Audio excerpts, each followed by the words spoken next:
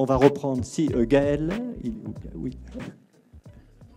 Ah oui, voilà. Donc, vous pouvez vous mettre soit autour de la table, enfin ici, soit passer au fur et à mesure, comme vous voulez. Tu vas te gêner. Voilà. Donc, oui, on reprend. Est-ce que tout le monde est là? Oui, d'accord. Donc, l'idée de cette table ronde, comme je vous le disais tout à l'heure, c'était faire un tour d'horizon d'expérience. Évidemment, ce n'est pas du tout exhaustif de ce qui se passe dans la région et d'avoir des témoignages et des retours d'acteurs qui se sont intéressés ou qui ont travaillé de manière très précise, comme Gaël Chenard, qu'on va écouter en premier, comme directeur des archives départementales de la Creuse et à qui on doit aussi l'implémentation de 3IF par les archives de la Vienne et des Deux-Sèvres réunies. Voilà, donc je te laisse la parole et merci.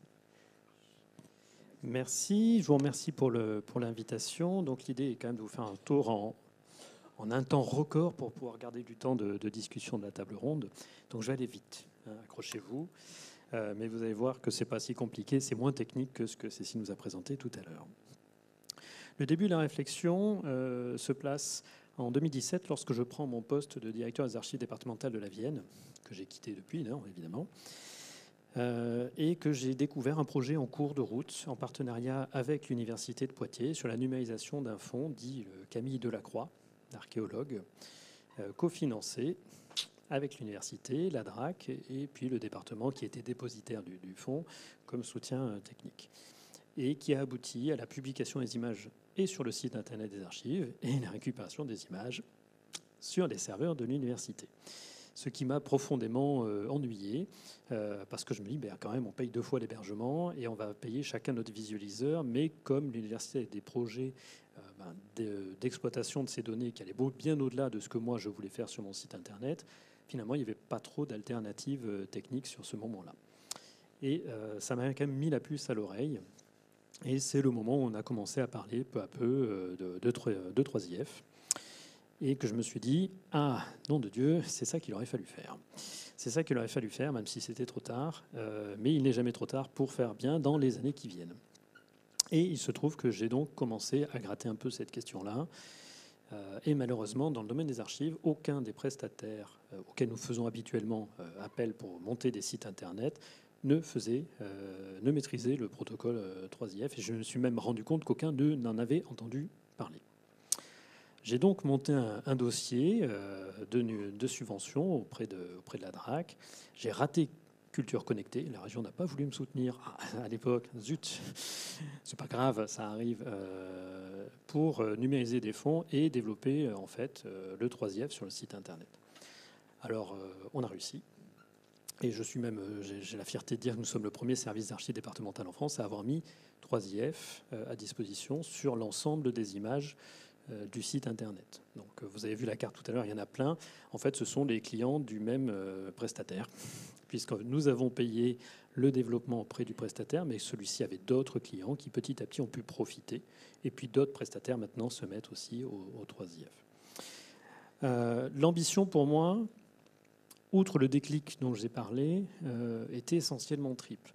D'abord, je crois sincèrement qu'il est temps de rentrer tous ensemble dans une ère avec un peu plus de sobriété numérique, qui commence aussi par le fait d'arrêter d'héberger 15 fois les mêmes images qui pèsent très lourd parfois, sur 15 serveurs différents, de payer ça et de faire tourner des serveurs qui consomment beaucoup d'électricité pour ça, et que finalement, il n'y a plus le besoin. Il n'y a plus le besoin et qu'on peut ensemble avoir des serveurs aussi uniques que possible pour une même image mise à disposition. Ensuite, j'avais l'envie d'encourager la réutilisation technique. Alors, il faut savoir que les archivistes ont été largement encouragés à ouvrir la réutilisation libre et gratuite. Et quand je suis arrivé dans la Vienne, j'ai d'ailleurs réformé ce point parce qu'elle n'était ni libre ni gratuite dans la Vienne, la réutilisation des images. Donc, j'ai évacué ce problème très vite. Mais le fait que ce soit libre et gratuit en droit ne rend pas la chose forcément techniquement facile. Voilà, la réutilisation, ça ne se décrète pas, il faut l'organiser et avoir des outils techniques. Et donc la première chose, c'était éventuellement trouver des outils de partage et des outils de partage. Ce n'est pas forcément sur les pages Facebook, c'est aussi des outils de partage pour des communautés, notamment la communauté scientifique, qui ont des besoins spécifiques, et notamment du point de vue des images et des métadonnées de description. Enfin, et là c'est mon petit côté militant, je voulais pousser la profession dans cette voie-là, parce que après plein de discussions, notamment avec le service interministériel des archives de France, on se disait que ce serait quand même bien de disposer de ça, que France Archives, le projet était prêt à développer des usages en 3IF, mais il n'y avait personne dans le réseau qui mettait ces images à disposition selon ce protocole. Donc il fallait bien de la matière. Et donc c'est toujours pareil, il faut toujours qu'il y en ait un premier qui paye. Bon, ben, le premier, ce fut la Vienne, largement aidé, je l'ai dit, notamment par le ministère de la Culture. Et j'en suis assez fier parce qu'aujourd'hui, ça commence à prendre un peu d'ampleur et on commence à avoir des cas d'usage. Mais finalement, pour le département de la Vienne, qui est la collectivité porteuse, l'usage, c'était zéro. D'accord ? Il n'y avait pas d'ambition de réutiliser le TripIF à son avantage. Et d'ailleurs, le prestataire n'a pas développé la totalité des API, seulement cette d'image et présentation pour permettre la réutilisation par d'autres.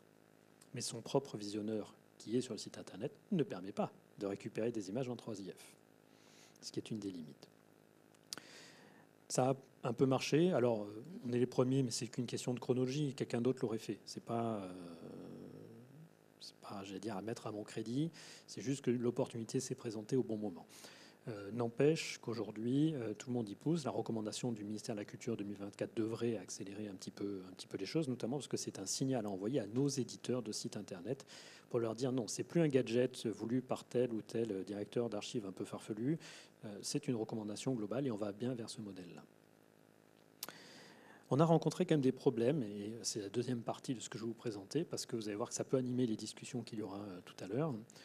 Il y a un premier problème qui est lié aux archives. Les archivistes n'aiment pas faire comme tout le monde, et nous avons une manière de structurer nos données qui est dite arborescente, c'est-à-dire qu'on a des données de premier niveau qui ne se répètent pas au deuxième niveau, puis au troisième et quatrième niveau. J'allais dire à l'inverse du monde des bibliothèques, par exemple, ou des musées, qui ont des notices à plat. Toutes les informations sont dans la notice, pour partie. J'y reviendrai après sur les bibliothèques, sur les exemplarisations. Mais sur la notice, on peut avoir un certain nombre de données qui sont, j'allais dire, encapsulées dans une même chaîne de valeur en termes techniques, dans un XML, par exemple. Les archivistes distribuent les données sur une chaîne arborescente, ce qui fait que lorsque vous voulez mettre à disposition en TripIF des images, les métadonnées qui y sont associées, ce sont celles du dernier niveau, et donc il manque toutes celles des niveaux supérieurs. Et ça, pour les rapatrier, c'est assez compliqué techniquement, ce qui fait que les métadonnées que nous livrons, selon la capacité à notre prestataire de récupérer les niveaux supérieurs de métadonnées qui sont réincorporées pour les remettre artificiellement à plat, en fait, elles sont incomplètes. Et parfois, je vais prendre un exemple, si vous allez sur le site de la Vienne et des Deux-Sèvres et que vous récupérez des images d'un minutier de notaire, vos métadonnées vont vous donner juste des dates. Pourquoi ? Parce qu'en fait, la description à ce niveau-là, c'est des dates. Au-dessus, vous avez le nom du notaire, au-dessus, vous avez sa résidence d'exercice, mais pas au tout dernier niveau. Donc ça, c'est vrai que c'est une contrainte technique qui est difficile à contourner et qui rend les métadonnées souvent un petit peu pauvres quand on n'arrive pas à le gérer.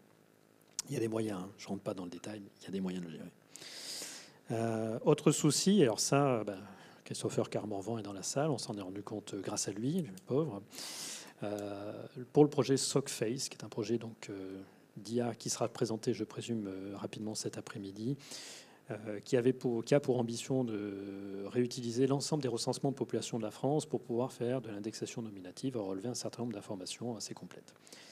C'est donc un usage massif des données, et on s'est rendu compte que, TripIF, c'était très bien pour récupérer un ensemble d'images et un ensemble d'images, mais pour récupérer 400, 900 ensembles d'images, en fait, il fallait cliquer 900 fois, récupérer les 900 liens, et qu'on n'avait pas tant de moyens que ça de faire la liste des 900 liens vers les manifestes, et que sur la réutilisation de masse, ce n'était pas encore au point, en tout cas dans la solution que nous, on avait développée. Je crois que quand même, les images ont été récupérées via TripIF pour celles de la Vienne et des Deux-Sèvres. Comme quoi, il a réussi très bien, je ne sais pas comment, vous le direz peut-être tout à l'heure. Autre problème, on s'est rendu compte, et c'est un problème que j'ai actuellement, parce qu'aujourd'hui je suis dans la Creuse, je n'ai pas le même prestataire, et j'ai déjà demandé à pouvoir déployer le TripIF, et mon prestataire me dit, mais enfin, vous n'y pensez pas, tout le monde aura accès à votre serveur. C'est une brèche de sécurité, mais tout le monde pourra utiliser vos images. Ce à quoi je dois dire, ben oui, en fait, c'est ce que je veux. Voilà. Mais mon premier prestataire n'avait déjà pas compris. C'est-à-dire qu'il avait développé le 3IF, mais il bloquait l'accès au serveur. Mais il dit, mais vous vous rendez compte là de ce que vous me demandez, monsieur Chenard, on va accéder à vos images. Mais oui, mais vous vous rendez bien compte que j'ai payé pour de l'interopérabilité qui n'est pas interopérable parce que vous le bloquez. Donc il a fallu débloquer, et on est toujours là en disant, je déclare qui a le droit de récupérer massivement en TripleIF, ce qui est complètement à l'inverse de la logique de TripleIF. Donc vous voyez qu'il y a encore des petits soucis techniques. J'espère bien qu'à l'avenir, on va les contourner. Je m'appesantis pas parce que je veux laisser la tâche tout le monde et pour la discussion. Sachez que quand même pour un service d'archives, le développement de TripleIF, c'est pas une paille. C'est pas si cher, on peut le faire. Si vous prenez les archives départementales de la Creuse, qui n'est pas réputé pour être un département particulièrement peuplé, n'y ayant beaucoup de fonds, c'est déjà 4,2 millions d'images. La Vienne, c'est plus de 6 millions d'images. À peu près entre 4 et 5 pour les Deux-Sèvres. Donc on parle de réservoirs qui sont finalement assez massifs, en tout cas dans le paysage des collectivités territoriales. Et donc, en fait, ces réservoirs que l'on ouvre, si derrière, vous ne pouvez pas les récupérer massivement, en fait, vous passez à côté du sujet, me semble-t-il. Donc voilà, on a encore des choses à gagner, mais on y travaille. Je vous remercie. Merci.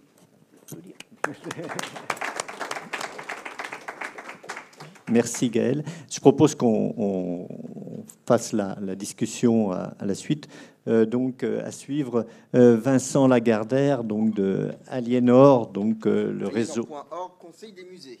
Aliénor.org, Conseil des musées, donc qui rassemble un certain nombre de musées de la région Nouvelle-Aquitaine. Donc il va vous parler de son expérience de 3e.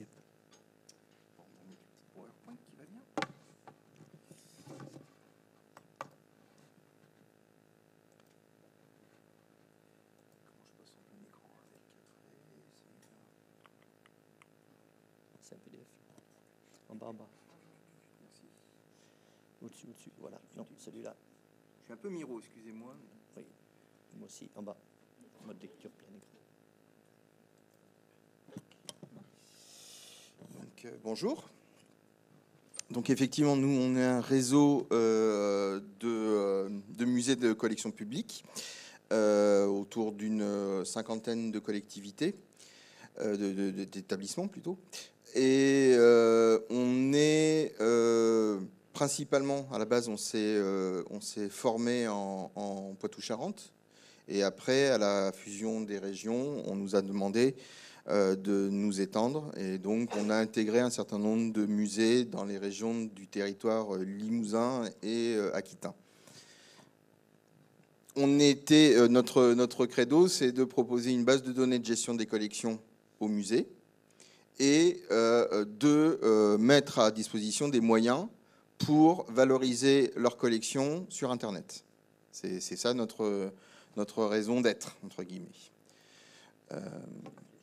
Merci. Donc, première chose, donc on réalise, à travers ces médiations, il nous arrive de réaliser des expositions virtuelles. Là, vous avez quelques exemples. Et dans ces cas-là, on a eu l'habitude de faire, dans ces cas de publication, déjà à une époque où le 3IF, on n'en entendait pas parler, de proposer des images avec ce système de tuilage. Donc c'est un système de tuilage qui, à l'époque, était, grosso modo, vous aviez un logiciel, vous lui donniez à manger, c'était Microsoft qui développait, ça s'appelait DeepZoom, et c'était pour faire la promotion de leur plugin qui était censé être en parallèle de Flash. Je ne sais pas si ça parle à certains. Tout ça, ça a disparu. Et donc c'était Silverlight, je crois que ça s'appelait. Et donc DeepZoom, c'était la possibilité de réaliser ce tuilage de manière locale. Donc vous donniez à manger une image haute def et il vous faisait le tuilage et après vous envoyiez sur votre serveur. Et après, alors il y avait soit Silverlight qui l'interprétait, donc qui était la visionneuse en quelque sorte, soit on avait la possibilité de le faire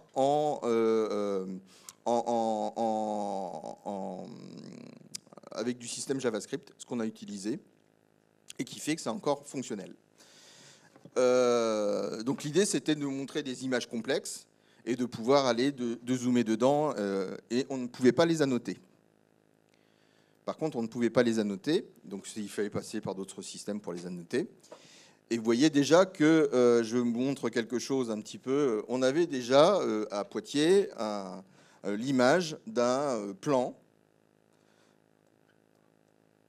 qui a fait l'objet de ce système-là. On est autour des années de 2008 à peu près, quand on a réalisé ceci, qui est toujours en ligne actuellement. Donc c'est de la meilleure manière, voilà, 2009 je mets, et on utilisait Deep Zoom. Aujourd'hui, ce système Deep Zoom n'existe plus, le logiciel de tuilage, de découpe n'existe plus. Il existe encore un Seadragon existe encore en Open, donc Open Seadragon, qui est utilisé peut-être à la marge. Mais nous, ça ne nous satisfaisait plus, d'autant qu'on avait une limite quand même sur les tailles. On ne pouvait pas aller sur des tailles excessivement grandes. Donc, je passe un petit peu à autre chose, mais finalement, on en a parlé un petit peu dans la présentation de tout à l'heure. On nous a aussi demandé de montrer des images qui soient des images en 3D, d'objets 3D. Et donc, en 2015... on nous demande de mettre en place un projet de musée virtuel et de présenter des collections et de réaliser des campagnes de numérisation. On en réalise une centaine. Et ce matériel, on l'a toujours. Et je continue à l'utiliser. Et on en est aujourd'hui à 600 modèles que l'on propose maintenant dans nos notices. Vous pouvez les retrouver, vous pouvez même cibler une recherche en ligne. Donc là, on en affiche 400, j'arrive pas à lire, 471 œuvres en ligne au public, en sachant qui sont interconnectées à nos notices d'œuvres.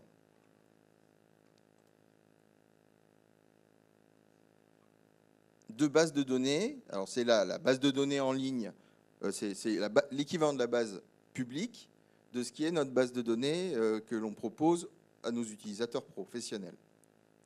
Alors, donc c'est pas tout à fait, c'est un duplicata si vous voulez,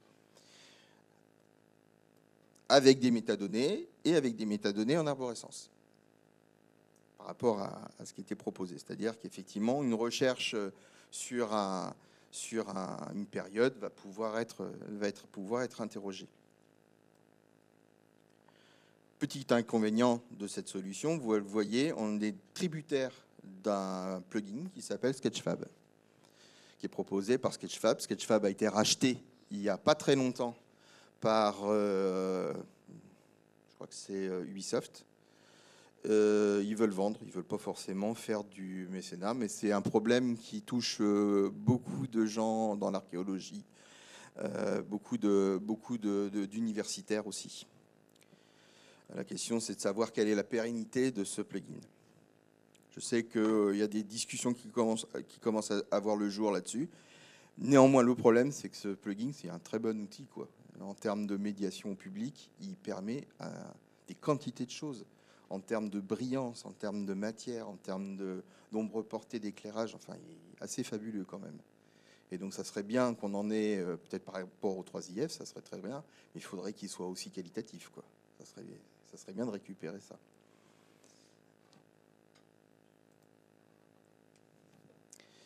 Donc le problème, c'est on a quelque chose d'un peu innovant à montrer au public, un peu moderne au public pour faire la promotion des objets en 3D. Donc on a pu faire des campagnes de numérisation d'objets de type, pour le Muséum d'histoire naturelle, de type crâne de mammifères. On a fait toute une typologie sur les crânes de mammifères. On a pu les animer.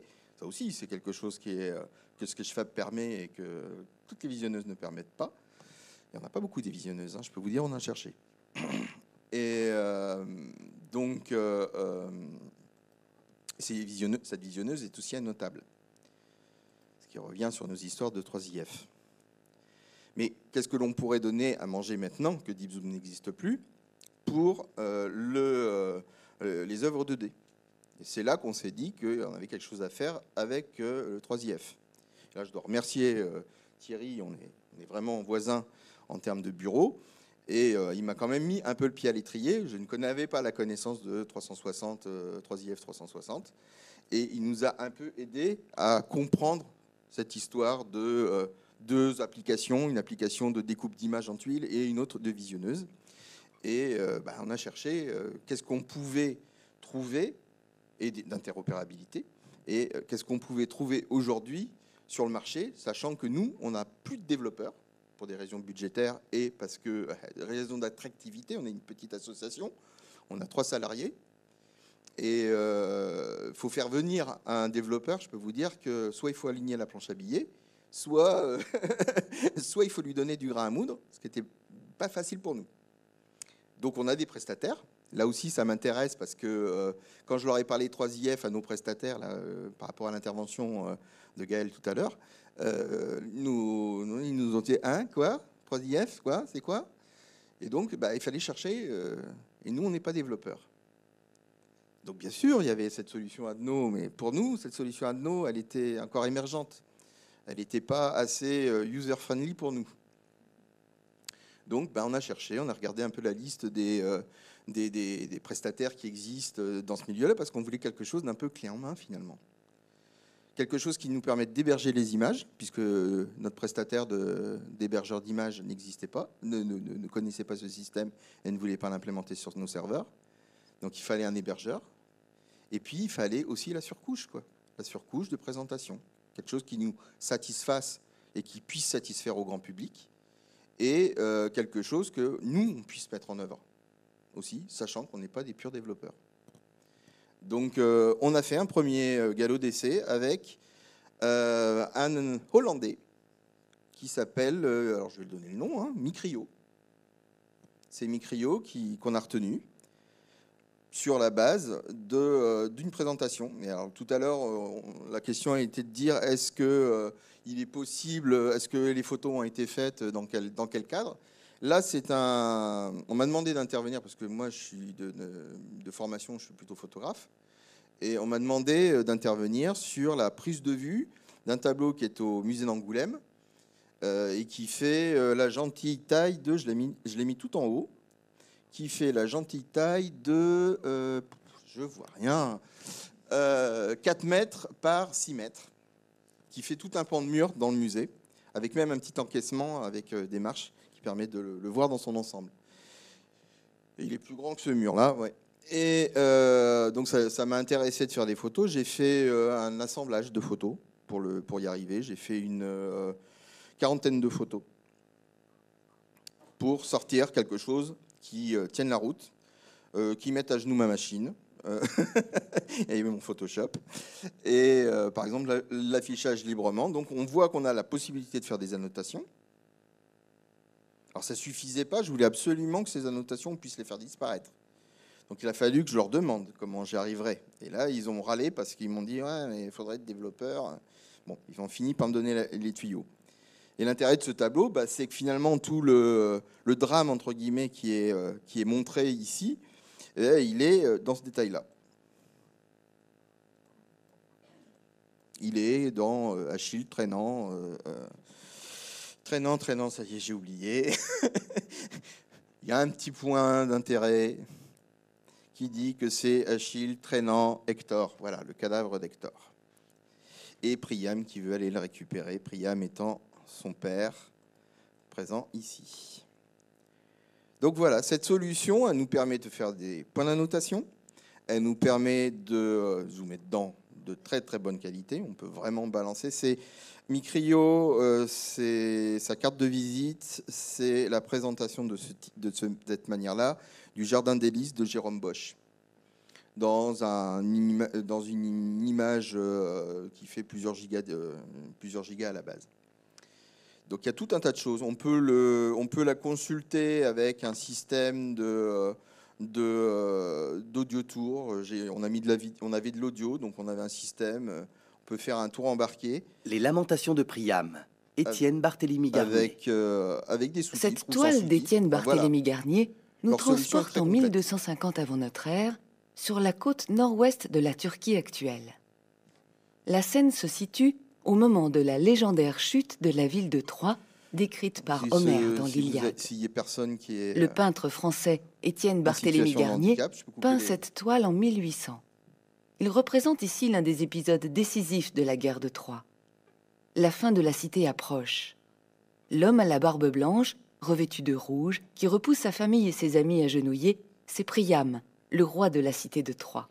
Je vous laisserai aller regarder si vous voulez. Donc il y a ce système de points d'intérêt qu'on peut cacher, et puis la possibilité d'aller l'afficher. Alors notre système avec cette espèce de barre au-dessus là qui m'a tendance à m'enquiquiner un peu moi, ne permet pas d'un affichage plein écran comme ça. Donc le plein écran, on le propose en fait, ici, affiché plein écran, parce que là on est chez Micrio en fait. C'est dommage parce que c'est un truc, bon, on n'aurait pas cette barre, ça passerait. Mais là, il y a un problème technique qui nous en empêche. Et pour faire plaisir aux personnes du 3IF, madame, on joue les bons élèves en vous mettant le petit logo et le manifeste. Manifeste qu'effectivement, il a fallu que je l'éteigne un peu pour l'avoir, pour savoir comment elle cherchait, parce que effectivement, il vous le donne pas clé en main. Alors moi, mon hypothèse, c'est qu'ils vous la donnent pas clé en main parce que je pense qu'ils flippent un petit peu du trafic serveur qu'il y a derrière. Parce que c'est peut-être, enfin je sais pas là, c'est une question que je me pose. Parce que en termes de bande, enfin, c'est quand même une augmentation de la bande passante.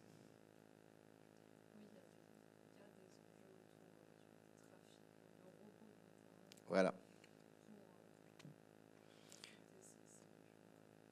C'est le seul truc où je vois que ça, à la limite, ça pourrait les inquiéter. Peut-être après qu'il y a des enjeux de sécurité, ça effectivement, peut-être aussi. Mais voilà.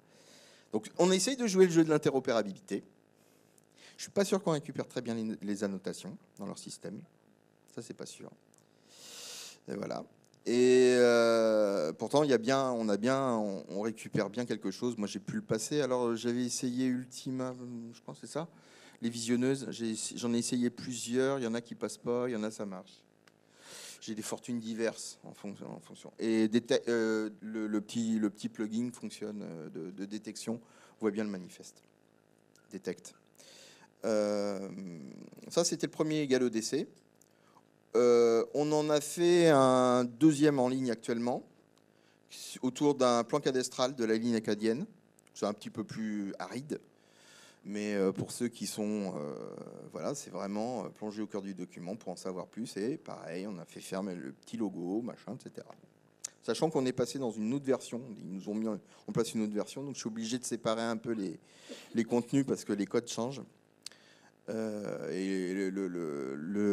Donc là, c'est pareil. On a surtout document, voilà, la possibilité de voir, d'ajouter des images, du texte, des images.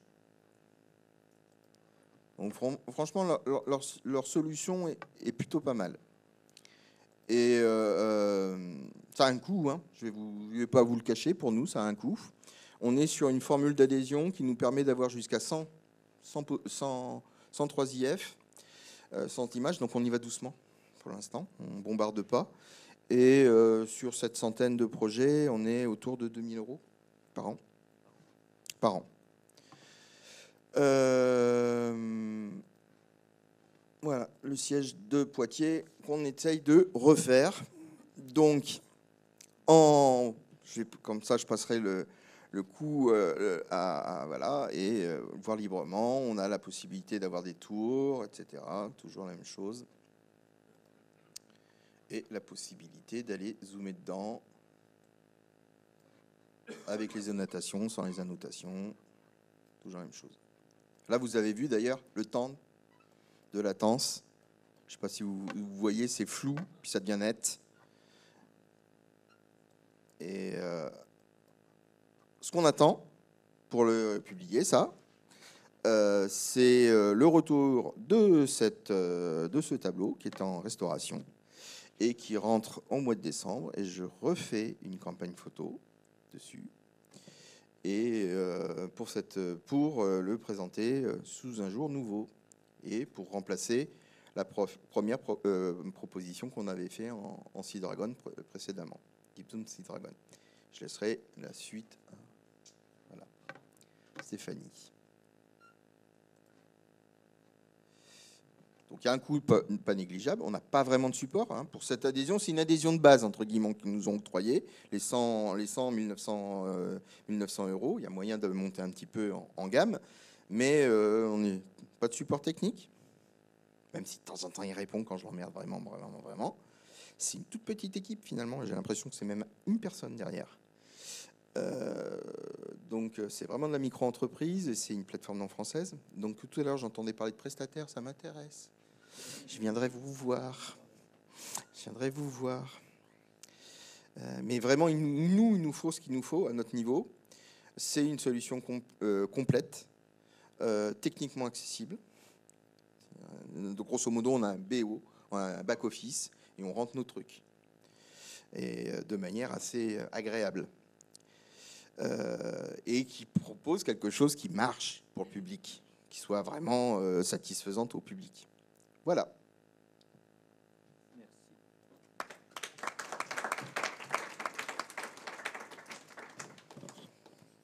Sachant qu'on n'est pas une grosse institution, avec plein de développeurs derrière. Merci. On enchaîne avec Florent. On reviendra sur le fameux Notré, effectivement, qu'on a beaucoup utilisé pour expérimenter Adno et les annotations.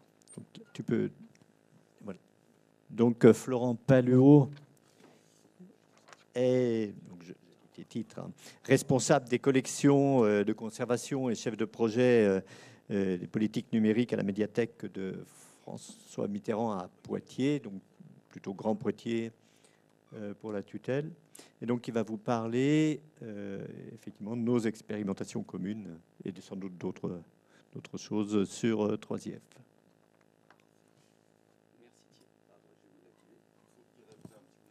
Merci Thierry.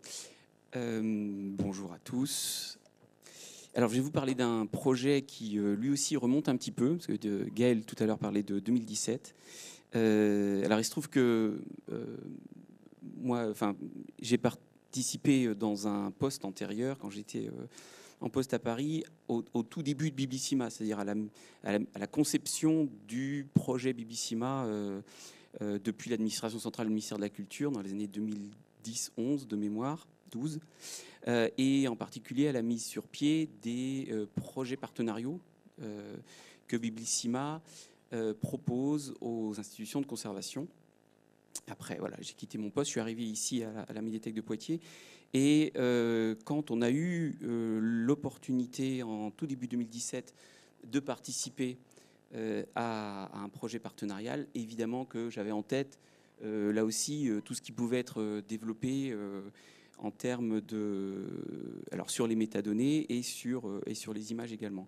En l'occurrence, c'est l'Institut de recherche d'histoire des textes, et en particulier Dominique Stutzmann, qui proposait un projet sur les livres d'heures, alors que par ailleurs, il a un immense projet sur les livres d'heures, Dominique, et il a un certain nombre de collaborations qu'il met en œuvre. Et il se trouvait qu'à Poitiers, à la bibliothèque, nous avions déjà numérisé quasiment tous nos livres d'heures manuscrits et imprimés. Donc les images existaient, et on savait qu'à partir de ce corpus d'images, on pouvait le mettre à disposition d'un projet plus large sur l'intégralité des livres d'heures. Donc c'était la partie pour laquelle la bibliothèque participait, sachant que par ailleurs, donc il y avait un projet vraiment d'exploitation des images elles-mêmes, avec tout un ensemble de travaux de développement de machines apprenantes pour lesquelles Christopher a toutes les réponses et sur lesquelles moi je ne suis pas du tout particulièrement compétent. Et ce qui revenait à la médiathèque, c'était avec le pendant d'un projet qui était vraiment un projet universitaire sur un projet de Medivise, vraiment sur ce que sont les livres d'heures, qu'on puisse nous créer un site web grand public qui puisse mettre à la portée de tout un chacun notre corpus finalement, ce que sont les livres d'heures, et en particulier quelle est la collection de la médiathèque François Mitterrand. Alors, comme c'était un projet partenaire à Bibissima, il y avait des financements donc provenant de l'Agence nationale de la recherche, et qui ont servi principalement aux aspects universitaires du projet, ce qui est tout à fait logique, hein, il n'y a pas de problème avec ça. Nous étions donc censés mettre en ligne des images 3IF. Donc là, j'ai fait un peu comme tout le monde, c'est-à-dire je me suis retourné vers mon prestataire. Alors nous, notre prestataire, on était en cours de changement. On venait juste de signer le marché, et on avait signé le marché sur un cahier des charges établi en 2016. Et en janvier 2017, je lui dis, au fait, le 3IF, vous connaissez? Donc pareil, non. Et on lui a demandé combien ça coûterait pour développer un hébergement 3IF, en fait. Et là, comment dire, la somme était bien au-delà, non seulement de ce que proposait de financer Biblissima, mais même de ce qu'il était raisonnable pour nous d'imaginer. Parce qu'en fait, on a une bibliothèque numérique qui fait maintenant à peu près 300 000 images, mais le corpus sur les livres d'heures, il ne fait que 10 000, 12 000 images maintenant. Donc l'idée, ce n'était pas d'avoir un hébergement complet de toutes nos images avec ce protocole 3IF, mais nous, les besoins immédiats du projet, c'était uniquement sur ce petit corpus. Donc évidemment qu'on n'allait pas mettre les financements qui nous étaient demandés. Donc, OK, notre prestataire n'est pas en capacité de répondre. Et donc, c'est là que, parce qu'on avait dû en discuter préalablement, et je ne me souviens plus comment c'est venu, mais bref, j'en ai parlé à Thierry Pasquier, et que du côté de l'espace Mendes France, il était possible éventuellement qu'en agrégeant Mendes France au projet, on puisse avoir cet hébergement d'images. Donc c'est expérimenter. Oui, de toute façon, on est toujours dans l'expérimentation, en fait. Hein. Donc, je vous ai parlé de 2017, le temps que les conventions soient signées, etc. On arrive en 2018, les financements tombent, un certain nombre de projets sont faits, et puis voilà, il se trouve qu'ensuite, il y a eu une vacance de poste dans mon équipe. On n'a pas pu mener à bien toute une série de choses. J'ai fait appel à des stagiaires, mais voilà, ce projet est resté un petit peu sur le bord de la route parce que, contrairement par exemple au projet de portail des archives départementales, nous c'est un projet un petit peu annexe par rapport à tous les projets que nous avons sur les collections patrimoniales. Donc j'avais pas de budget à y consacrer. Et quand on n'a pas de budget, on fait travailler les collègues, c'est le temps humain, mais il faut aussi les humains pour faire avancer les choses. Donc c'est là où c'est un petit peu péché. Mais heureusement, Thierry Pasquier a pu nous développer sous Omeka ce prototype d'un premier site. Donc, c'est quelque chose de tout à fait simple au départ. Enfin, tu me contrediras, Thierry, si au besoin. Simplement, il a fait deux sous-ensembles. Donc, un sous-ensemble avec les manuscrits et un avec les imprimés. Ah, j'ai cliqué sans le vouloir, mais peu importe. Donc, vous avez là, comme on a traditionnellement, un visualiseur 3IF avec l'ensemble des images pour chaque manuscrit. Et ça vient. Et effectivement, on peut zoomer sans aucun problème sur toutes ces belles petites images, les bordures, les illustrations, le texte, les enluminures pleine page, etc., etc. Donc ça, c'est le site qui nous a permis d'héberger les images pour que ça puisse générer les manifestes et que tout cela soit récupérable par l'IRHT et par les services de Teclia pour faire tout le travail dont ils avaient besoin pour faire avancer la partie universitaire du projet. Ça pouvait servir de base au futur site grand public. C'est ce futur site grand public sur lequel on a pu travailler ces derniers mois et pour lequel on va commencer. Donc on est toujours sous Omeka S, Thierry, tu me diras si je dis des bêtises. Et on a commencé là à réintégrer les métadonnées complémentaires. Parce que ce que j'ai oublié de vous dire, c'est que ce travail-là a été issu en partie d'une exposition qui avait eu lieu à la Médiathèque François Mitterrand en 2013 sur notre collection de livres d'heures. Et qu'à cette occasion-là, un certain nombre de spécialistes avaient rédiger des notices sur les livres d'heures, sur les enluminures, etc. Donc on n'avait pas uniquement une notice bibliographique assez simple, mais parfois des explications sur le fait qu'on a par exemple des représentations de crucifixion ou de scènes de Pentecôte, etc. dans les livres d'heures ou tel et tel type de prière. Et donc ces métadonnées-là, qui sont des métadonnées enrichies par rapport aux métadonnées bibliothéconomiques, il faut qu'on puisse les intégrer dans le site, parce que jusqu'à présent, nous n'avons que les images. Hein. C'est vraiment, ça ne servait que d'hébergement d'images. Là, ce qu'on fait, c'est qu'on ajoute la description des notices, la description des enluminures principales, pas toutes les images évidemment, et puis ensuite on fait des petits textes d'introduction sur que sont les livres d'heures, etc. Donc là, vous voyez, vous avez le mot test partout, hein, c'est encore un travail en cours. Et on va pouvoir continuer à développer ça. On a plus ou moins conçu un certain nombre de parcours qui utilisent qui font appel aux images via 3IF. C'est accompagné donc de textes ou de présentations. Et donc à terme, l'idée c'est bien d'avoir l'équivalent de ce qui a pu vous être montré dans les projets précédents, c'est-à-dire un parcours, non pas sur l'intégralité de nos livres d'heures, parce que ce serait absurde d'exploiter les 12 000 images, mais grâce à une sélection faite par les collègues, par l'équipe, de présenter des scènes en particulier, des types d'enluminures, des types de décors, des types de lettrines, et puis les prières qui reviennent, ou bien au contraire les prières qui, dans tel type de manuscrits en particulier sont assez différentes. Je ne vous ai pas montré les imprimés, mais c'est vrai que pour les imprimés, il y a aussi la question des bois gravés qui diffèrent entre les scènes principales et les scènes sur les pourtours des pages des livres d'heures imprimés. Donc voilà, c'est pas très impressionnant là à vous montrer, parce que c'est vraiment un travail en cours. On espère pouvoir à l'avenir vous proposer quelque chose de bien plus intéressant. Voilà.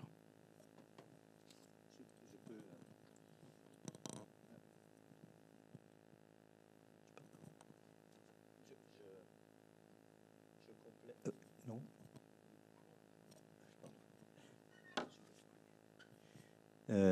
Je complète sur l'histoire. En fait, on était vraiment dans le bricolage créatif. Hein. J'avais un intérêt pour Omeka et pour les bibliothèques numériques. Donc, Elisa en parlera cet après-midi, mais parce que ce que je voyais, moi, et 3IF poursuit ça, c'était que à partir d'un corpus correctement documenté avec un scientifique, etc., on pourrait fournir en matière de médiation des expositions virtuelles ou des accès aux documents sources, aux documents de première main. Et moi, c'est ce qui me motive dans mon travail sur Omeka et sur 3IF pour aller au fond des choses.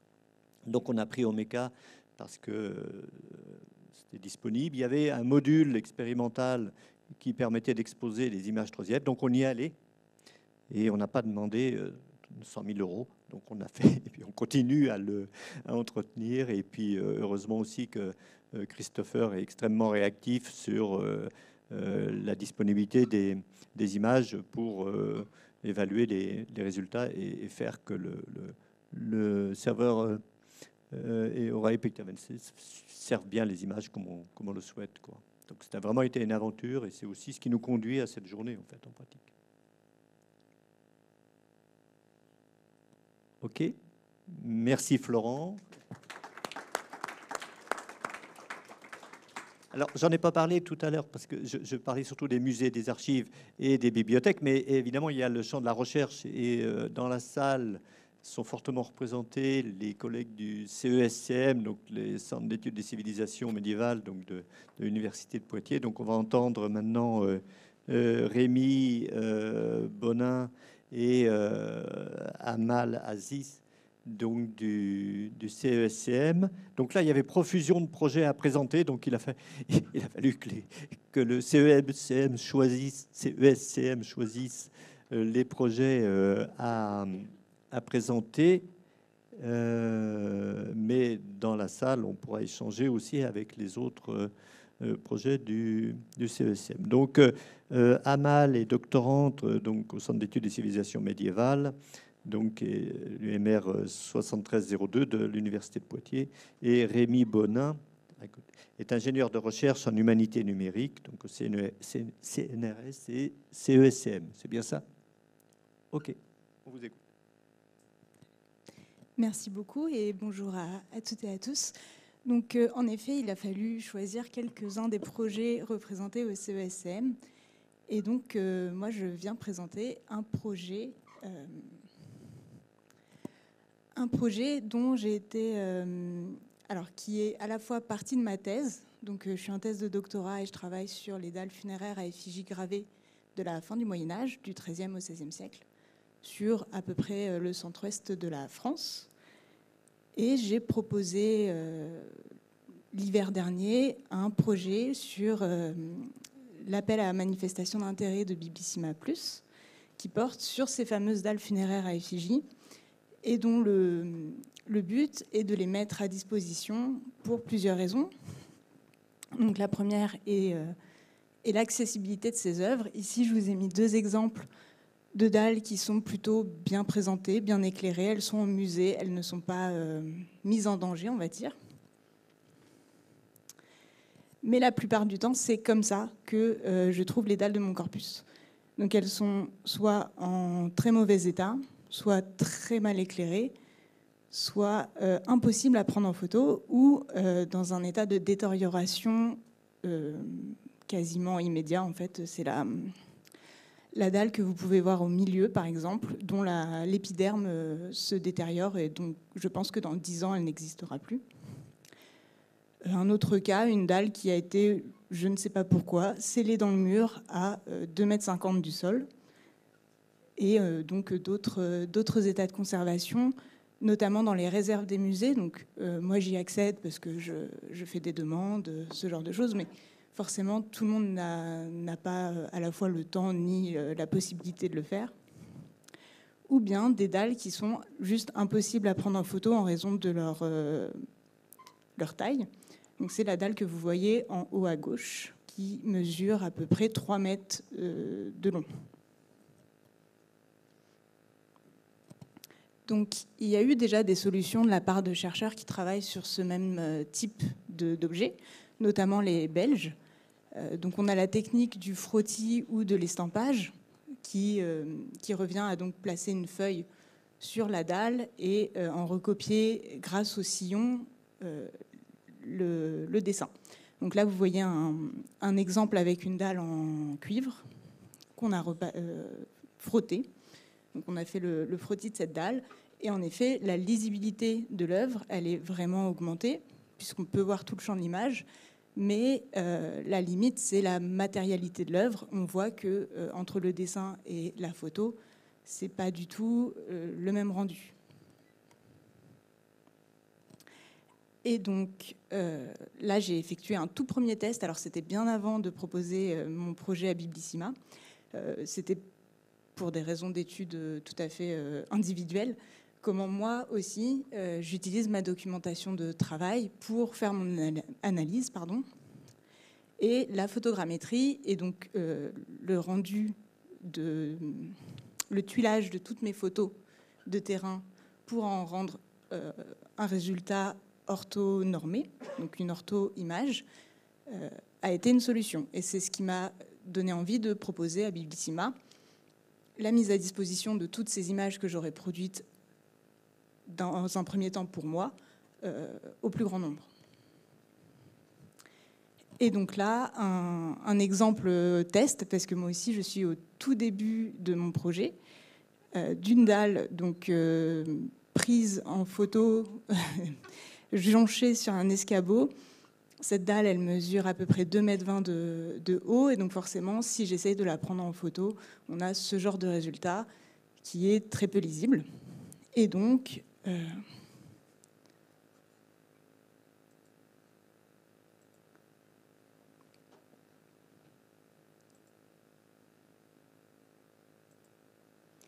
l'idée, ça a été d'en faire donc une photogrammétrie, produire une ortho-image et pouvoir ensuite visualiser la dalle comme ceci. Alors ça met un petit peu de temps à charger sur la qualité, mais l'idée c'est d'avoir quand même une qualité homogène sur tout le champ de l'image pour que à peu près tous les chercheurs, alors à la fois les épigraphistes, les historiens de l'art bien sûr, mais aussi ceux qui travaillent sur l'emblématique et sur la technique aussi, puisque le but c'est d'avoir accès aux données matérielles et notamment les traces d'outils. Donc, voilà pour moi. Alors, moi, je suis Rémi Bonin, donc ingénieur de recherche en humanité numérique au CESCM. Je travaille sur un gros projet qui est la conversion et le transfert de données d'une ERC graphiste portée par Estelle Ingrand-Varenne, chargée de recherche au CNRS, au CESCM, et convertir ces données pour les mettre sur la base de données Titulus. En parallèle, on va faire la refonte de la base de données Titulus, puisque elle prend une autre dimension, elle passe d'un statut français, puisque actuellement elle héberge les données issues des corpus des inscriptions de la France médiévale, toujours appartenant au CESCM, et avec cette ERC, elle prend une dimension internationale, puisqu'elle intègre des données qui proviennent des anciens royaumes de Jérusalem. Et donc, c'est dans ce cadre-là qu'on fait la refonte de la base de données. Et en même temps que cette refonte de la base de données, nous intégrons la 3IF pour les images des inscriptions qui ont été relevées sur le terrain. Ce projet est un peu semblable à celui que fait Amal, puisque techniquement, en fait, nos images, nous les mettons sur Nakala, comme vous avez l'exemple de projeter, et de ces images-là, nous créons les manifestes .json que vous avez aussi à l'écran via un script. Alors c'était peut-être celui-là, c'est NifNif, il me semble. Voilà, le script NifNif qui nous permet, alors script en Python, qui nous permet de créer ce manifeste JSON et donc ensuite de pouvoir intégrer les images dans différents visualiseurs, alors Mirador, OpenSea Dragon, Universal Viewer, ou encore des outils d'annotation comme Adno. Alors, je fais juste un point sur un point, puis peut-être un appel à l'aide sur l'extension d'IFNIF, puisque nous nous sommes rendus compte qu'elle ne prend pas toutes les métadonnées issues de Nakala. Alors, peut-être que du côté de la maison mère Bibissima, vous avez un script un peu plus poussé ou pas, mais voilà, on pourra en reparler après. Donc c'est dans ce cadre-là que nous utilisons la 3IF et aussi dans un autre cadre, alors qui me concerne pas vraiment, mais qui concerne Léontine Fortin qui est dans la salle, puisque elle retranscrit, retranscrit les corpus des inscriptions de la France médiévale pour Bibissima, et dans ces dans ces retranscriptions, il y a des images des inscriptions et elles sont mises en 3IF par Bibissima. Donc la 3IF, nous la retrouvons aussi dans ce cadre-là. L'intérêt de la 3IF pour les inscriptions, en fait, alors un peu comme ce qu'a décrit Amal, on peut y voir la technique, etc. Mais aussi pour nous, ça nous permet, alors avec notamment le visualiseur Mirador, de comparer les inscriptions, de comparer des caractères, de voir l'évolution de ces caractères, si jamais, voilà, au fil des siècles, on n'écrit pas les caractères de la même manière, on n'utilise pas les mêmes techniques, et donc de les comparer, de voir des évolutions, une inscription la même inscription peut être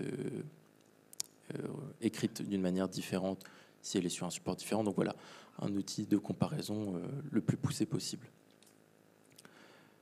Il me semble que c'est tout. Alors, je ne peux pas vous montrer Titulus actuellement, puisque le site va être...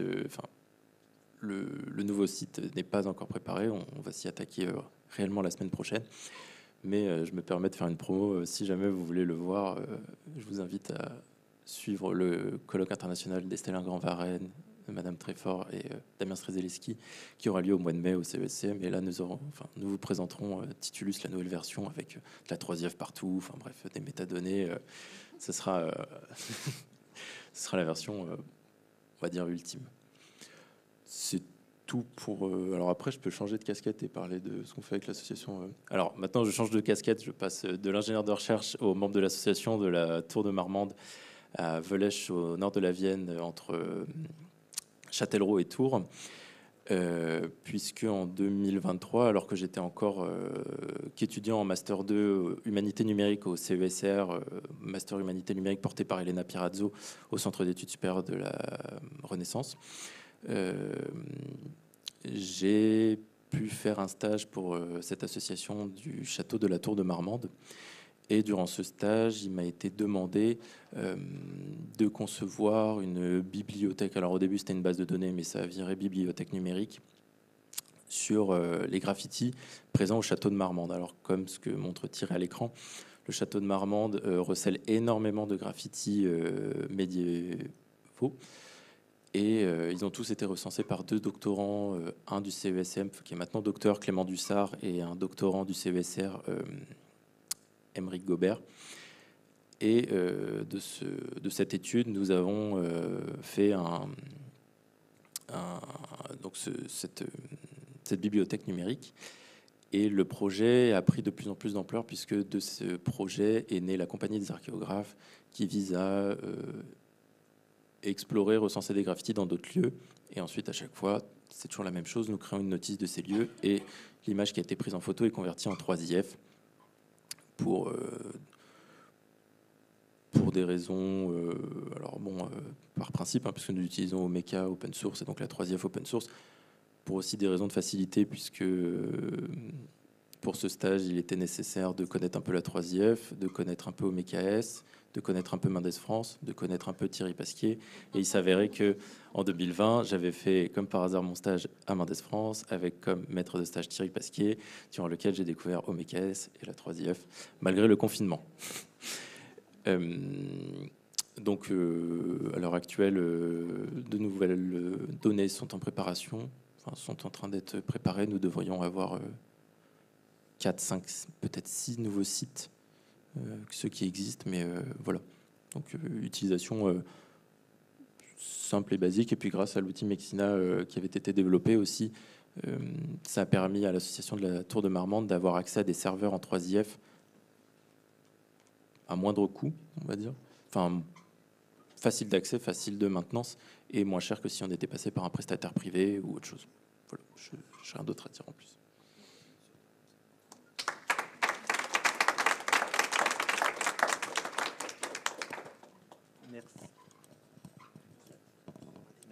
Merci Rémi.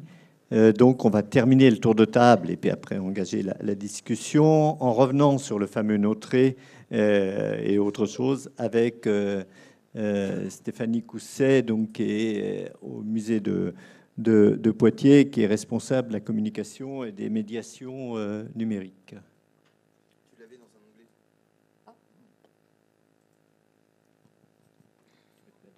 Ah, c'est gentil. Donc bonjour. Alors ça fait un peu redite avec Vincent, mais bon, on ne boude pas son plaisir. Donc on voulait un petit peu vous montrer dans un cas très concret qu'est-ce que ça donne pour le grand public d'utiliser Adno. Donc notre problème de départ, c'est ce tableau. Alors c'est pas un problème, c'est un très très beau tableau qui date de 1619, qui s'appelle Le siège de Poitiers en 1569, peint par François Notré, un peintre poitevin. C'est un très grand tableau dans la hauteur avec le cadre, il fait plus de 2 mètres, ça doit être 2,6 mètres, je crois. Et ce tableau, c'est à la fois le récit d'une bataille, enfin d'un siège historique, un événement historique, et c'est à la fois le portrait d'une ville. Typiquement, tous les Poitevins qui passent devant ce tableau, ou plutôt Pictaviens qui passent devant ce tableau, se disent « Mais où est ma maison ?» C'est important et je comprends. Et en fait, devant ce tableau, on ne peut pas mettre en permanence un médiateur, une personne humaine, pour répondre à toutes les questions. Donc, il a fallu trouver une solution. Ce postulat s'est en plus présenté à un moment important, puisque c'était au moment des 400 ans du tableau et le 450e anniversaire du siège, donc un tout petit peu avant 2019. Et avec le directeur du musée, Pascal Faracci, à l'époque, nous avons commencé à cogiter et croiser Thierry régulièrement, puisque nous sommes voisins. Et Thierry a commencé à nous dire « Ah, mais moi, j'ai peut-être une solution ». Et a commencé à nous parler des images 3IF. Super. Et c'était même pas l'embryon d'Adno, je crois. C'était encore avant. Et Thierry nous a très gentiment bricolé une solution. Donc, voilà, Voilà, je vous ai fait une petite captation. Alors, c'est peut-être pas très optimal, cette solution de captation, parce que je l'ai fait sur mon iPad hier un peu à l'arrache, vous vous en doutez bien. Donc nous, ce que nous proposons, alors pas en ce moment puisque le tableau est en restauration, comme l'a dit Vincent, nous, ce que nous proposons quand le tableau est présent, c'est une table tactile où tout le monde peut farfouiller dans le tableau. Alors, nous avons mis en place Adno.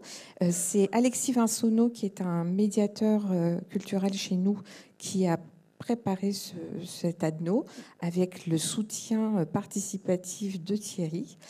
Et donc l'idée, c'est de guider le visiteur dans la narration du siège, puisque, coup de bol, lors du siège, 2 Poitevins ont tenu un journal quotidien de ce qui se passait pendant cet été 1569, au jour le jour. Et donc, le peintre ayant reporté toutes ces petites annotations et ces datations sur le tableau même, il est possible d'emmener le visiteur dans une sorte de récit. Donc on peut à la fois suivre le récit tel qu'il est proposé par la visionneuse Adno, mais aussi en sortir complètement, c'est-à-dire on peut cliquer sur la partie picturale, le tableau, et agrandir, partir dans les détails, se perdre, et à la fois relancer la visionneuse quand on veut reprendre le récit. Comme je dis très simplement, c'est assez simple, puisque même ma grand-mère peut y arriver.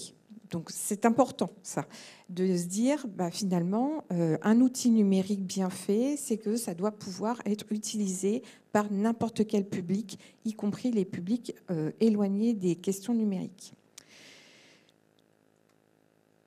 Alors, je vous invite bien sûr à aller voir cette merveille. Donc voilà concrètement à quoi ça ressemble quand on est devant le tableau.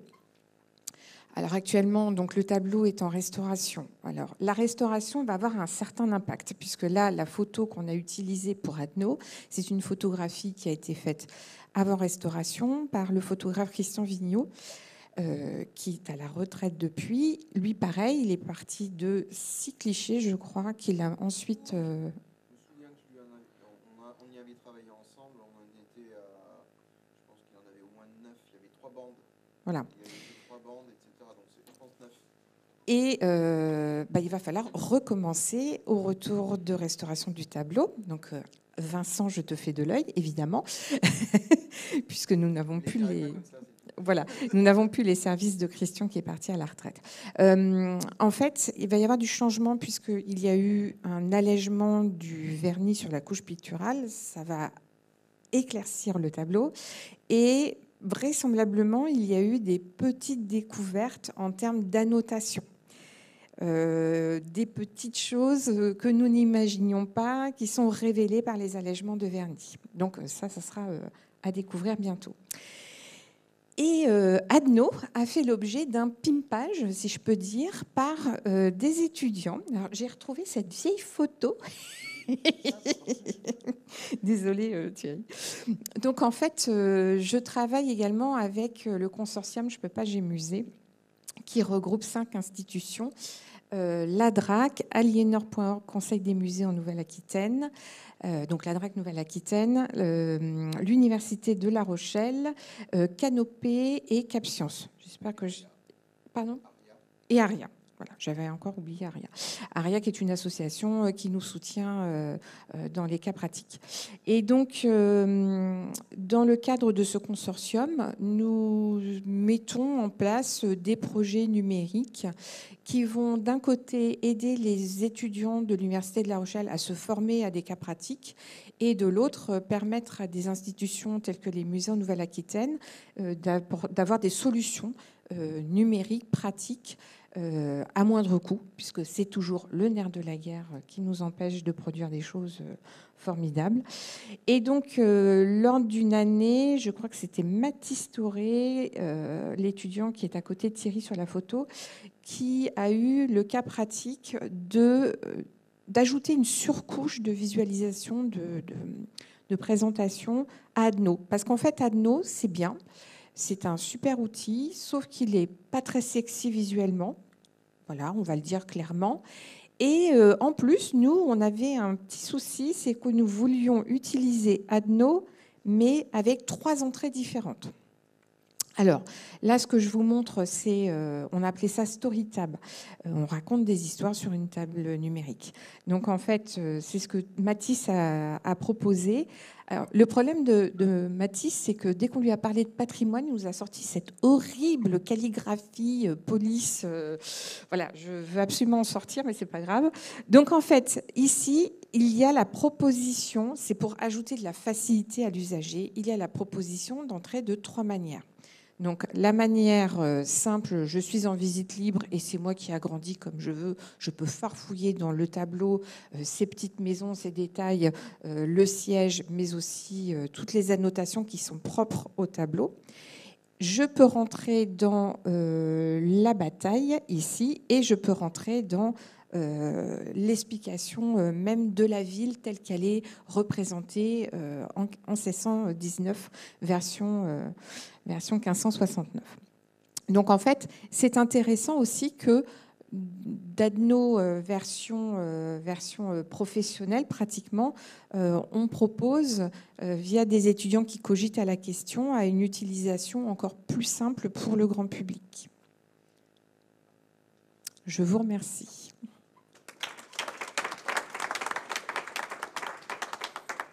Merci Stéphanie. C'est toute la magie de l'interopérabilité propre à 3IF et propre au format d'annotation standard utilisé par Adno, mais les autres outils d'annotation, de permettre ce genre de choses. C'est-à-dire que les étudiants ont utilisé Adno pour faire les annotations, mais en fait, on ne préjuge pas de l'usage qu'on fait des annotations, on peut les présenter autrement. Les intervenants précédents, je propose qu'on se retrouve, vous vous retrouviez ici, et puis qu'on engage une discussion pour une vingtaine de minutes avec la salle ou entre vous pour le débat. Alors, attendez, il doit y avoir des micros. Non.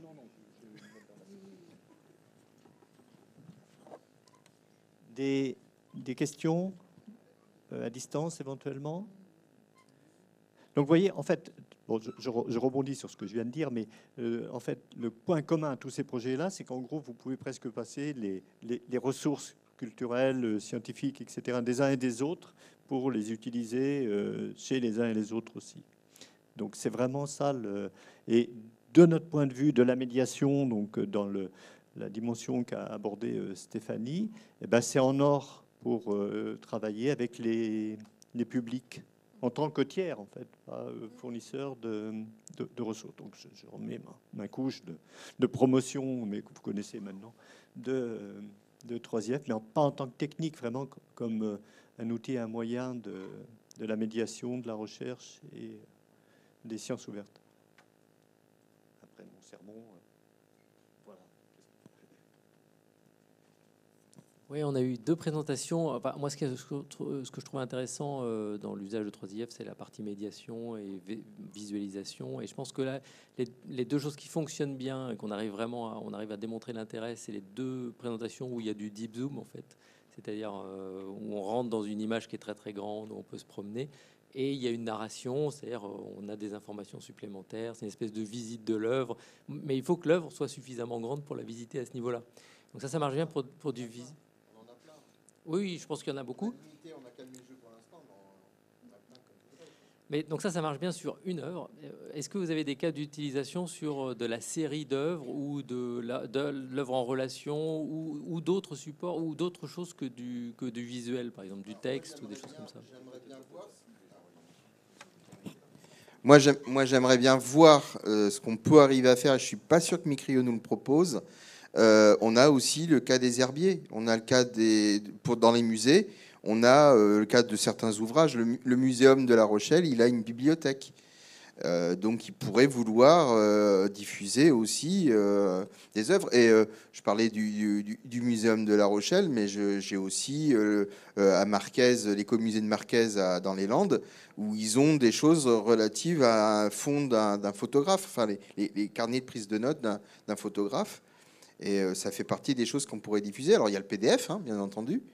Il faudrait voir comment on peut arriver à le diffuser, mais a priori, le 3IF le permet, quoi. Et ça serait intéressant. Ce que j'ai oublié de dire dans ma présentation, c'est qu'in fine, ce qu'on aimerait, c'est non seulement faire des expositions virtuelles, là, ces espèces de billets, de mini-sites qu'on produit avec du 3IF, mais on aimerait aussi le mettre dans nos fiches d'œuvre, comme on le fait pour la 3D. Ça, c'est un truc, effectivement, grâce à l'interopérabilité, d'ailleurs, rechercher et de claquer l'image en 3IF. On ne l'a pas encore fait, mais ça devrait venir.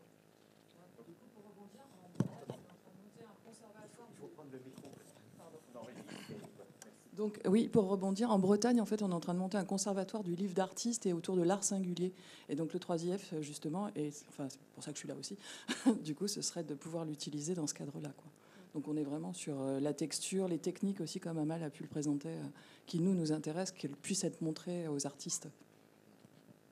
J'ai invité aussi Cécile à rejoindre la table ronde.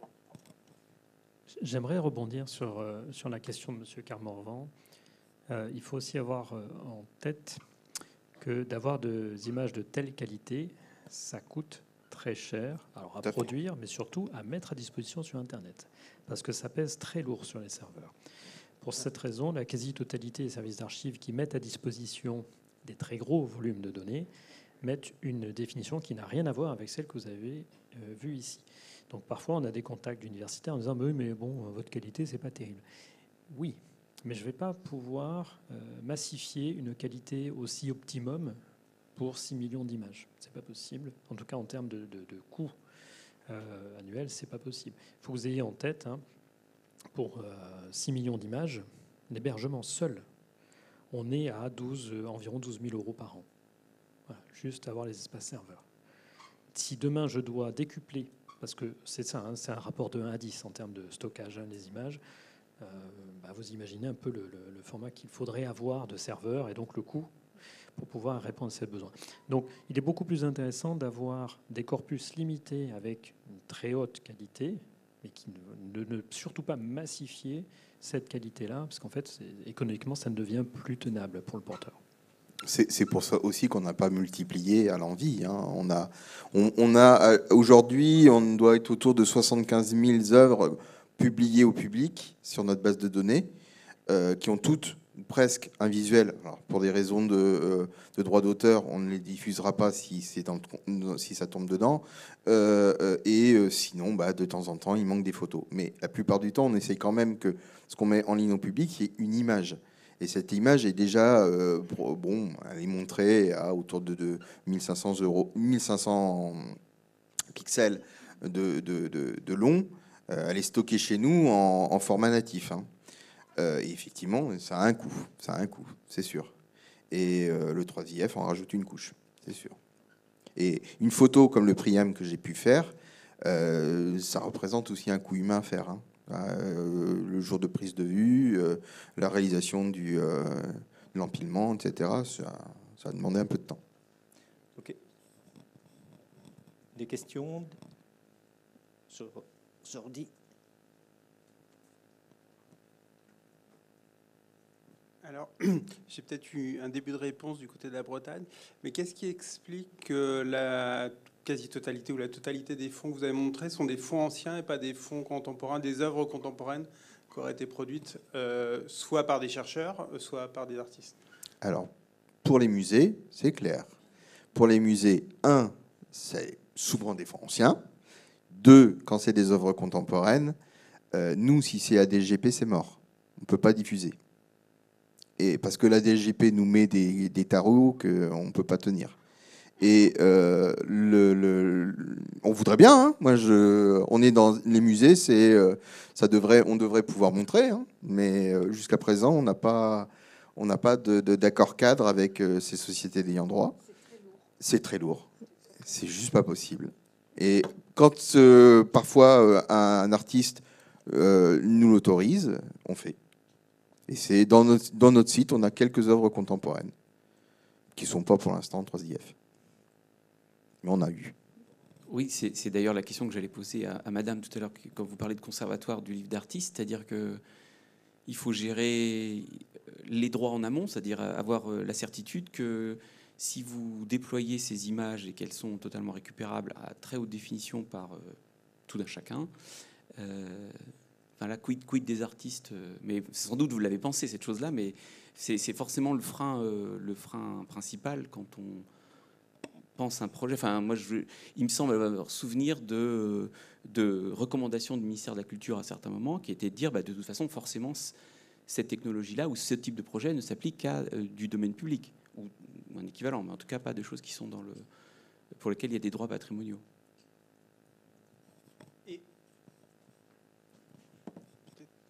Je voulais compléter. Oui, alors, et du côté des chercheurs, est-ce qu'il y a des fonds iconographiques qui sont produits dans le cadre de la science ouverte auxquels vous pouvez accéder? Cécile, peut-être?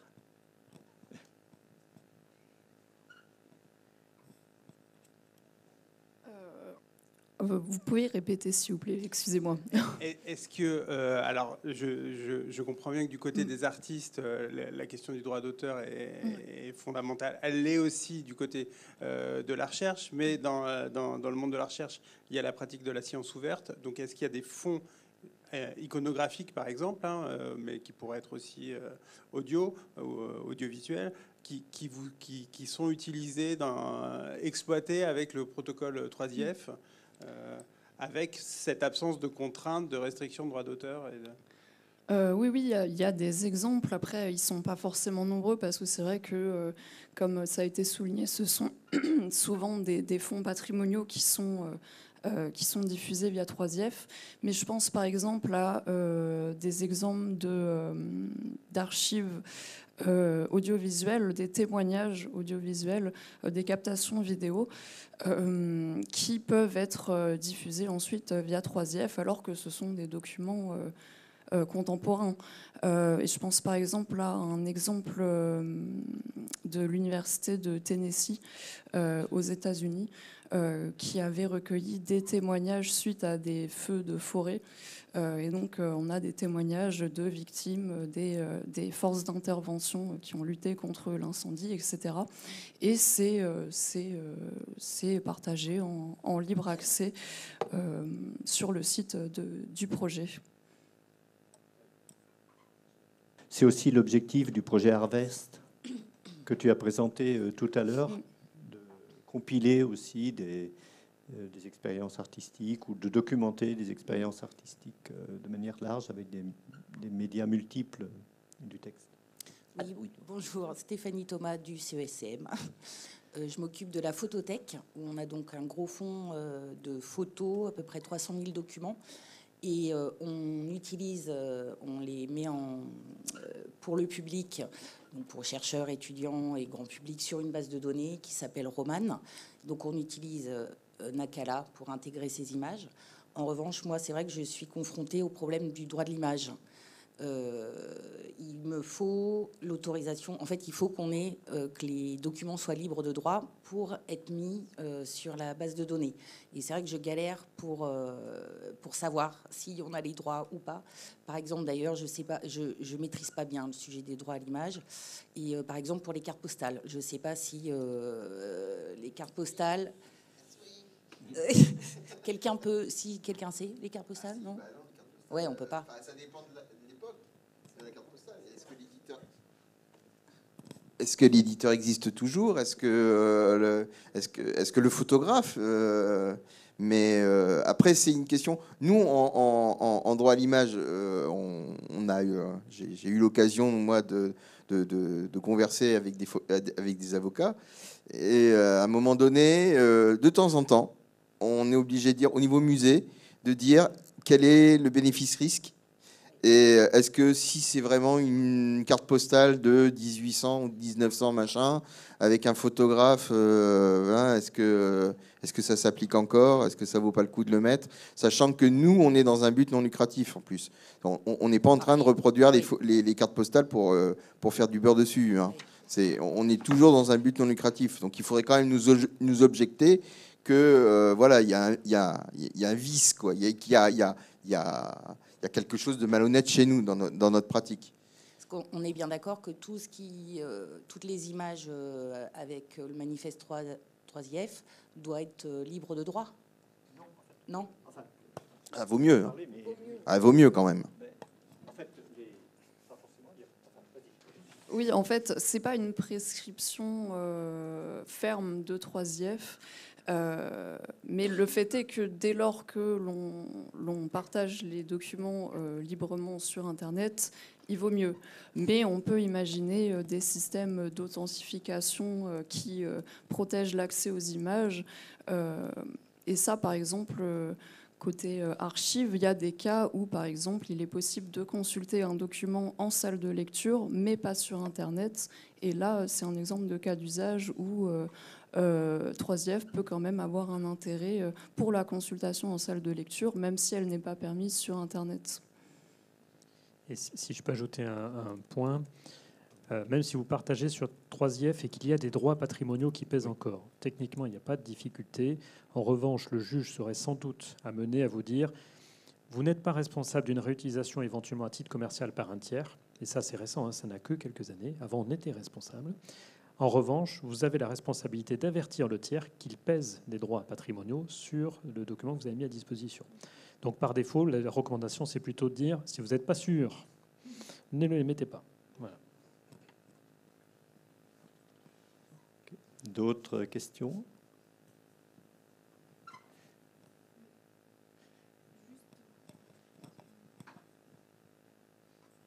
Juste pour rebondir, est-ce que le manifeste peut contenir des licences et la mention des droits ou, par exemple, des droits d'auteur pour un artiste contemporain? Donc, de toute façon... Encore faut-il soi-même les connaître quand on parlait des cartes postales. Souvent, les droits, ils existent, mais plus personne ne sait au profit de qui. Hein, donc, oui. Je vais vous donner un exemple. Un musée, je ne le citerai pas, mais qui s'est fait taper sur les doigts parce qu'il avait fait la promotion d'imagerie qui était les imageries Rossignol, vous savez, voilà. Et dedans, il y avait des artistes, des dessinateurs dont les ayants droit voulaient quelque chose, quoi. Oui. Donc ils se sont fait taper sur les doigts. Bon, pour les gens qui ne sont pas de Poitvin, donc l'imagerie Rossignol sont les panneaux pédagogiques des écoles. Donc il y avait près de Montmorillon, près de Montmorillon, et alentour, une production de ces panneaux-là jusque assez récemment, en fait, hein, dans les années 80. Donc maintenant, ça appartient à Hachette. C'est ça qu'il faut savoir. Maintenant, l'ayant droit, c'est Hachette. Donc c'est les cartes ou les cours d'école, enfin les cours de la ferme, etc. D'autres remarques? Hachette, ils ont les moyens d'avoir des avocats. Okay. Très bien. Bon, de toute façon, on peut se retrouver, pour les gens qui avaient prévu de déjeuner, ici, autour du buffet, et continuer la discussion. Évidemment, les personnes qui nous suivent à distance, on se retrouve à 14h avec un exposé de Jean-Christophe Carius de l'INHA autour des bonnes pratiques et des nouveaux usages qu'on peut faire au niveau de 3IF, et notamment la présentation de leur excellent guide des bonnes pratiques, où la question des droits et de 3IF sont abordées et qui est disponible en ligne, mais il nous en parlera tout à l'heure. Et puis on suivra ensuite par une présentation de solutions, donc par Christopher et Martin de Hayden et Elisa autour de Omeka. Voilà, donc on continue. À tout de suite, et puis bon, on se retrouve pour le repas ou tout à l'heure. Merci. Merci aux intervenants, évidemment.